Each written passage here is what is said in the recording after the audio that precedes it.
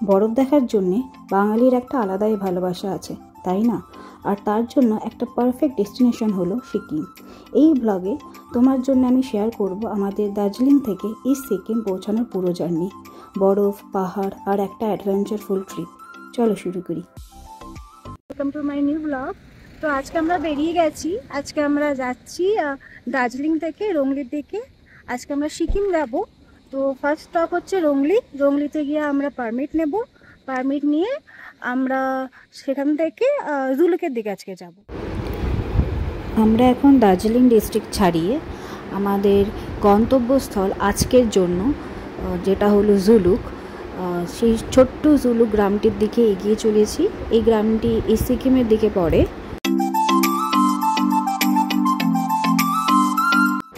আমরা যতই এই পাহাড়ের মাঝে আঁকাবাঁকা পথ দিয়ে এগিয়ে চলেছি, ততই যেন মনে হচ্ছে আমাদের এই শহরবাসী জীবনের কাছে এটাই বুঝি স্বর্গ। ক্ষণিকের জন্য যেন আমরা স্বর্গে এসে গেছি।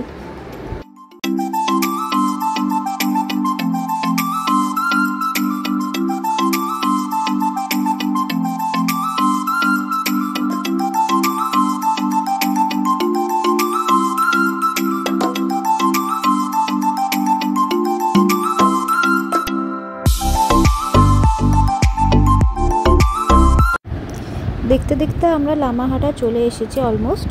আর লামাহাটার যে পার্কটা রয়েছে সেটা আপনাদের ডান দিকে পড়বে।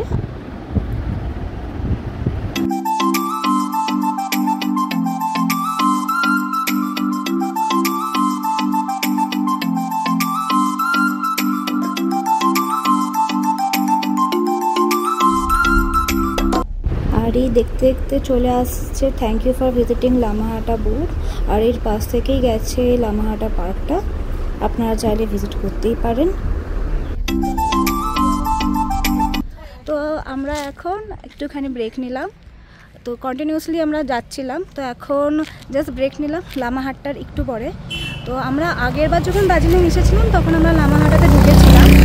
লামাহাটাতে আপনাদের একটা টিকিট কেটে লামাহাটার যে পার্কটা রয়েছে সেখানে গিয়ে আপনারা ঢুকতে পারেন। তো আমরা আর আজকে যাইনি, আমরা সোজা সিকিমের দিকে যাচ্ছি। তো আমাদের ফার্স্ট স্টপ রংলি বাজারই হবে, জাস্ট মাঝে মাঝে একটু ব্রেক নেওয়া।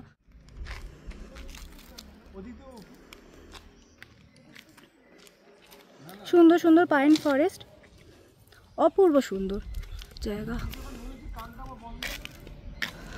দার্জিলিং এখান থেকে 25 কিলোমিটার।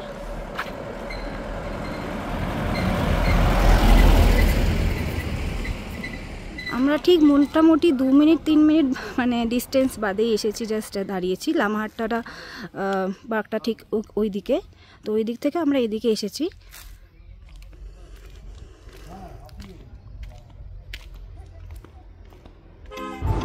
এই ওপরের রাস্তা ধরে গেলে আপনারা চাইলে তাকদা তিনচুলে যেতে পারেন। আমরা এখন পাহাড় বেয়ে নিচে নামছি তিস্তা নদীর দিকে। আর তিস্তাই ক্রস করে আমরা ঢুকবো সিকিমের দিকে, তাই টেম্পারেচারটা একটু একটু করে বাড়ছে এখানে।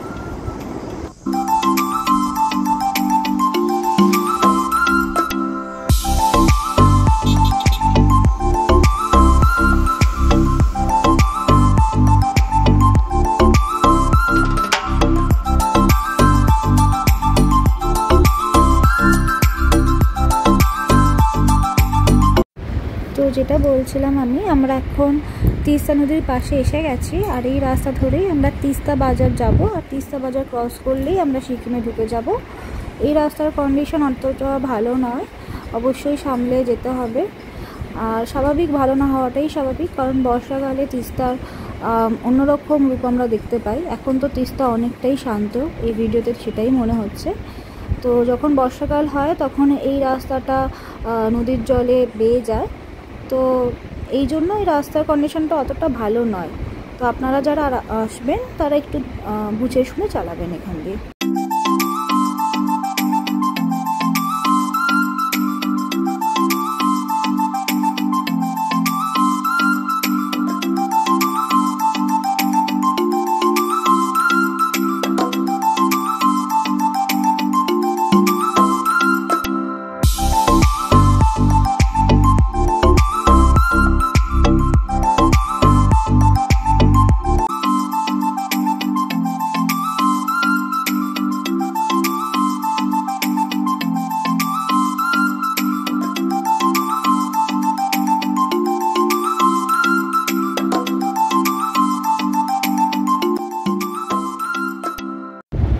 তো এই রাস্তা দিয়ে সোজা চলে গেলেই পড়বে গ্যাংটক, কিন্তু আমরা গ্যাংটকে আজকে যাচ্ছি না।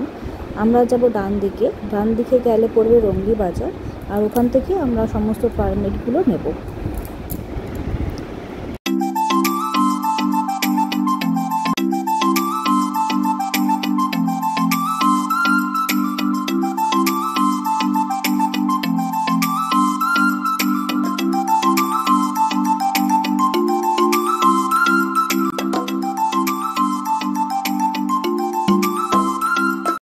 ফাইনালি আমরা এখন সিকিম এন্টার করছি, আর এই যে সামনে রয়েছে সিকিমের board, welcome to Sikkim.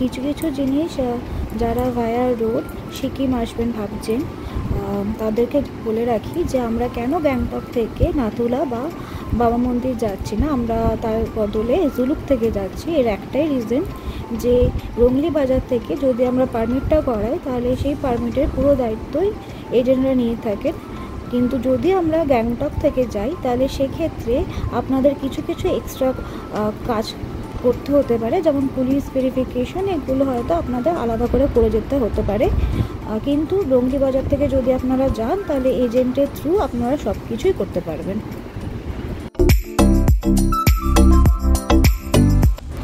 Zuluk যাওয়ার পথে আমরা বৃষ্টিও পেয়েছিলাম আমাদের সাথে, তো বৃষ্টি উপভোগ করতে করতে যাচ্ছিলাম। অবশ্যই পাহাড়ি এলাকাতে সিকিমের মতন জায়গাতে বৃষ্টি পড়লে একটু তো মনটা দুরু করেই, কিন্তু তাও রাস্তার কন্ডিশন এখানে ভালো থাকায় আমরা উপভোগ করতে করতেই যাচ্ছিলাম। অবশ্যই বেশ কিছু জায়গায় রাস্তার কাজ চলছে।